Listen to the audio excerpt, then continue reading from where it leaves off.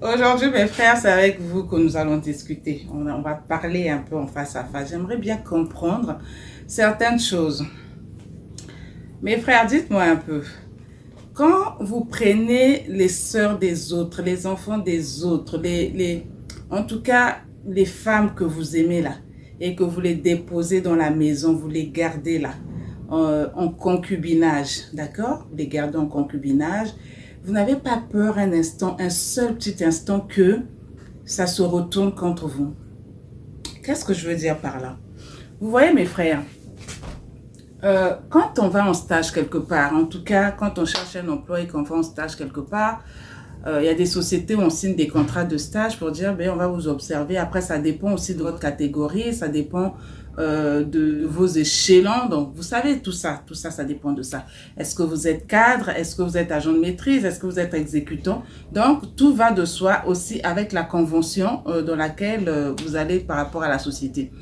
Et donc, pour certains, pour les cadres, on les observe pendant 1 mois et pour les autres, c'est pendant 3 mois d'observation pour voir qu'est-ce que tu vaux, qu'est-ce que tu nous apportes, est-ce que vraiment tu as un investissement pour nous ou pas. Donc, c'est pendant tout ce moment-là qu'on essaie de regarder un peu, observer, évaluer la personne pour voir ben, si à terme, on pourra le garder ou pas. Donc, ça va de 1 à 3 mois maximum. Ça, c'est dans le monde de l'emploi.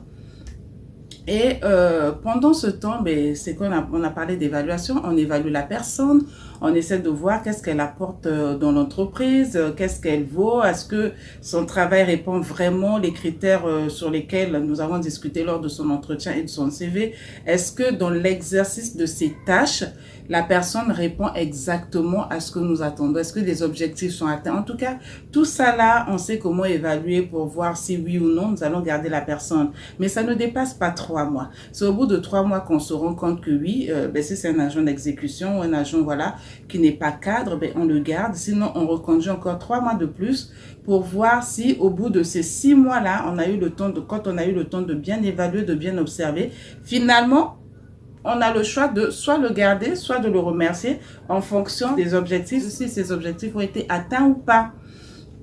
Et pour les cadres, c'est 1 mois. Donc, 1 mois, on observe pour voir est-ce que cette personne répond, c'est vraiment un cadre, est-ce que son travail connaît son travail et tout. En fait, tout ça là, vous savez, d'accord? C'est pendant 1 mois qu'on observe pour dire si oui ou non, on va finalement signer un contrat à durée indéterminée, à durée déterminée. Et ça, après, c'est une causerie qui se fait de commun accord. Mais vous, mes frères, quand vous prenez les enfants des autres, les sœurs des autres, les femmes de truie que vous prenez là, pour les mettre dans la maison, il n'y a pas de contrat de stage, donc il n'y a rien. On se met à s'observer. Pour ça, en tout cas, je parle du concubinage, hein, parce que moi-même, franchement, le temps que j'ai mis dans le concubinage, en tout cas, frère, je sais de quoi je parle. Je suis restée longtemps dans le concubinage. En tout cas, s'il y avait des diplômes qu'on décernait ou si on décorait les gens qui restaient longtemps dans le concubinage, j'aurais fait partie de ceux qu'on allait décorer, je vous assure, parce que le concubinage, là, je sais. J'ai fait mes enfants, j'ai tout fait dans le concubinage. En tout cas, je sais de quoi je parle. En tout cas, chez moi, ça a mis du temps. Hein. Donc, du coup, voilà pourquoi je parle en connaissance de cause pour aider aussi mes soeurs aujourd'hui qui sont dans le concubinage et qui ne savent vraiment pas comment s'en sortir. Donc, vous, mes frères, vous n'avez même pas un peu peur du risque qu'il y a derrière. Le risque dans le sens où, vous savez, dans le contrat, même que c'est un contrat de stage, il y a une clause où on parle de la résiliation. Hein, ça peut venir de l'une ou de l'autre partie. Ça veut dire que le stagiaire aussi, pendant qu'il est là, s'il se rend compte que la société en question m'utilise beaucoup, me presse comme un citron, mais qu'au finish, lui, il n'honore pas ses engagements, ben salut, hein, je vais voir ailleurs. Sinon encore, pendant que je fais le stage, pendant que je suis là, je fais le stage, je veux dire, pour moi, c'est une période d'observation. Donc, je pense continuer à postuler ailleurs. On ne sait jamais, peut-être que je trouverai gain de cause ailleurs et peut-être que le traitement sera même meilleur. Donc, le stagiaire va toujours continuer à postuler aussi pour voir. Parce que lui aussi, il veut avoir quand même quelque chose de précis pour sa vie, savoir où est-ce que je vais. Je ne veux pas juste être ballottée comme ça. Hein? C'est comme nous les femmes.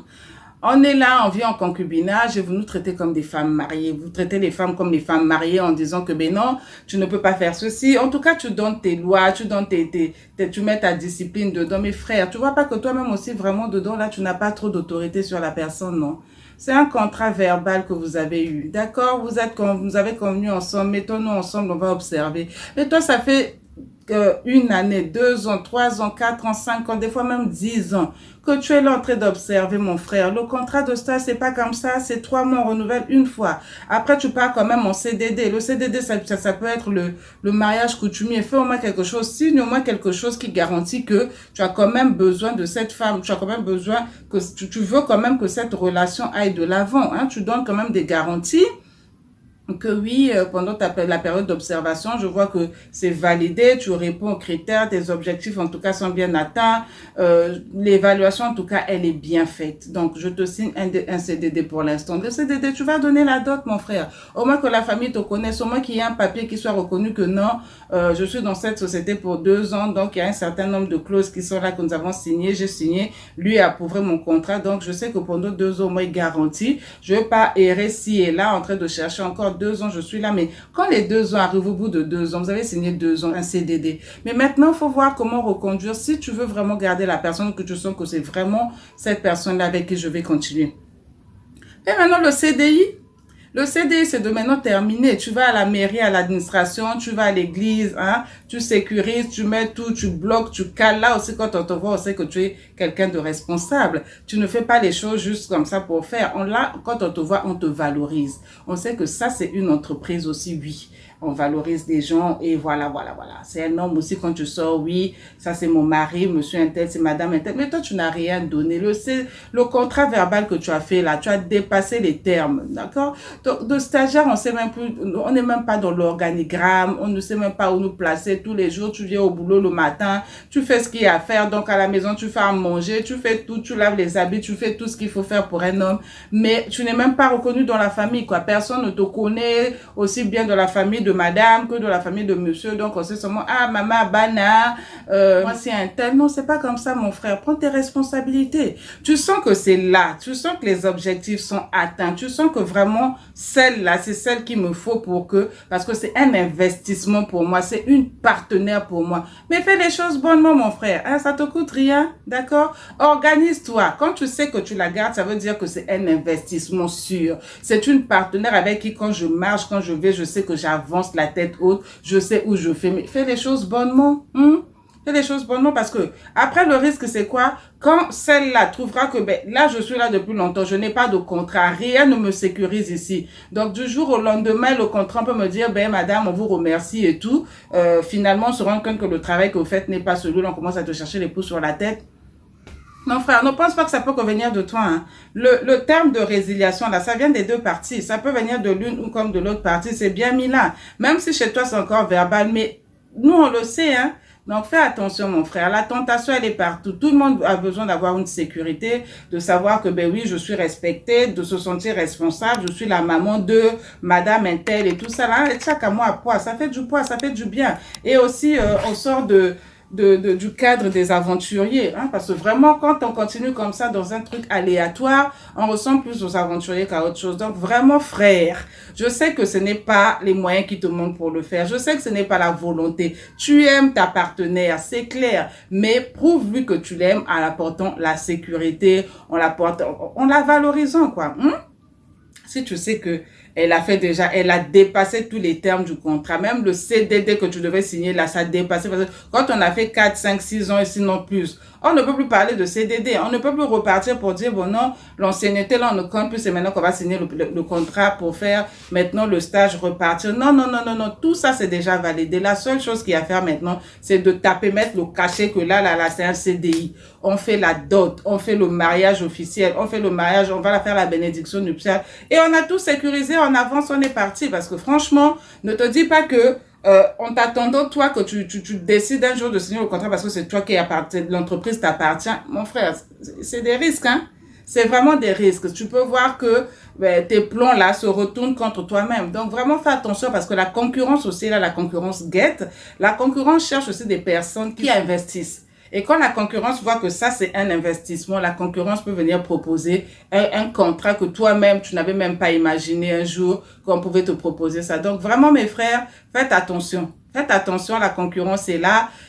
essayer de revoir les choses, de reconduire le contrat, mais maintenant de le faire bonnement, hein, mes frères, de le faire bonnement, de mettre un cachet et puis on avance, on est parti, là c'est sécurisé, on avance la tête haute. Mais quand la concurrence est là et que la concurrence vient dire, ben toi, depuis que je vois et tout, j'ai entendu des échos, que tu es une personne qui travaille bien et tout ça, là, j'ai vu les résultats et tout, j'entends parler de toi.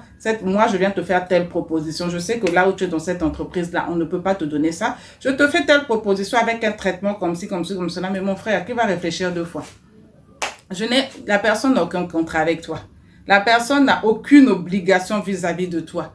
Pour toi, l'obligation, c'est peut-être les enfants. Non, elle peut aussi partir avec ses enfants comme elle peut te laisser les enfants. Hein? C'est pas que, voilà, de mettre ça comme un frein pour dire non, c'est une femme qui n'est pas responsable, elle est partie. Non, faut pas faire ça.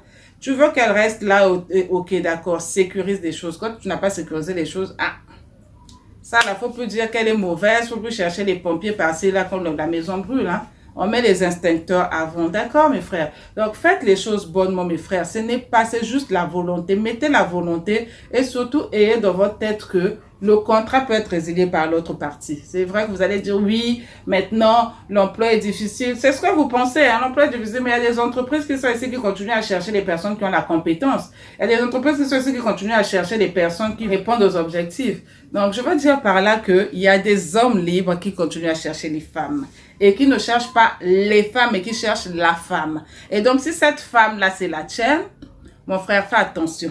Parce que vraiment, il y a des personnes, quand ils viennent faire des propositions, aïe, mon frère, ça, il y a des choses, on ne réfléchit pas 2 fois, hein, d'accord? Donc, en tout cas, réfléchissez bien, mes frères. Sortez de cette pensée de toujours se dire, les enfants sont là, on est habitués, on est là, on vit ensemble, on viendra demain.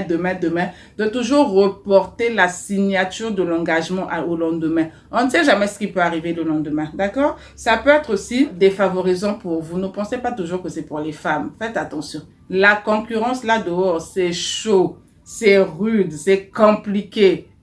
Une valeur sûre, on la garde. Une valeur sûre, on l'entretient. Une valeur sûre, on la maintient. Donc, mon frère, la balle te revient à toi. Si tu veux continuer à garder ta femme en stage permanent, sans pour autant qu'il y ait une révision, sans pour autant qu'il y ait vraiment un contrat à durée indéterminée, c'est toi qui vois. Mais bon, après, quand les choses arriveront, tu seras le seul à répondre. D'accord? En tout cas, réfléchissez bien, cogitez bien et relisez encore les termes de certains contrats que vous avez signés. Vous verrez qu'il y a une clause qui est là où on parle de résiliation. Et cette clause de résiliation n'est pas juste dit qu'elle vient d'une partie. Elle vient des 2 parties. Réfléchissez et justement, pensez-y. Allez signer les contrats et faites les choses bonnement. C'est un petit conseil. Et en plus, c'est gratuit. Ça vient d'une femme. Donc, ne le négligez pas, mes frères. Passez à l'action. Allez signer les contrats et faites les choses bonnement. Aujourd'hui, avec la pandémie, on n'a plus besoin de beaucoup de monde pour se marier. Vous vous entendez, vous allez, vous faites vos choses tranquillement. Et puis, le jour qu'il y aura l'argent, vous faites la fête. Hein? C'est aussi bien, non? Réfléchissez. Le contrat, là, c'est dur. Faut le garder. Hein? Bisous. À bientôt.